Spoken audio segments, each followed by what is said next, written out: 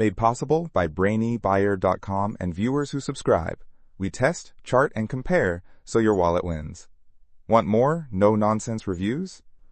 Smash subscribe to keep them coming. So I'm looking at these two propane grills, the Nexgrill Fortress and the Weber Genesis E-330.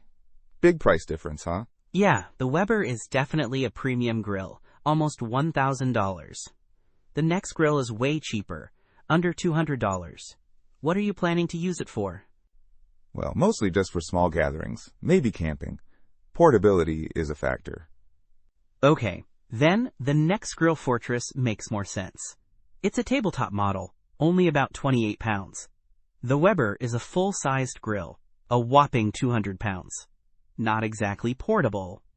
True. What about cooking space? The Nexgrill says 263 square inches.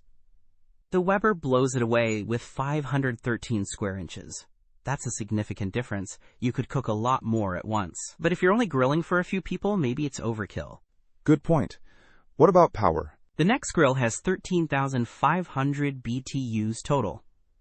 The Weber doesn't list a total BTU, but it has 3 burners plus a sear zone.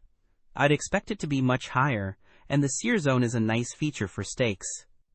Searing steak sounds good, but is it worth the extra money?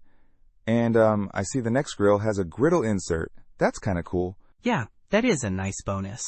The Weber offers a fancier Weber-crafted system where you can buy custom cooking grates, like a pizza stone or griddle, but that all costs extra. Right, more money. What are the grates made of? The Nexgrill uses cast iron grates. The Weber uses porcelain enameled cast iron, which they say retains heat well. And they also have flavorizer bars, which are supposed to add flavor. Fancy. So the Weber is bigger, more powerful, and has some extra features. But the Nexgrill is cheaper, portable, and has that griddle. Exactly. It really depends on your needs and budget. If you want a serious grilling machine for big cookouts, the Weber is the way to go. If you want something simple and portable for smaller gatherings, the Nexgrill is a great value. Okay, that makes sense. Thanks. I think I'm leaning towards the Nexgrill. Don't miss out on our next in-depth review to help you make smarter purchasing decisions.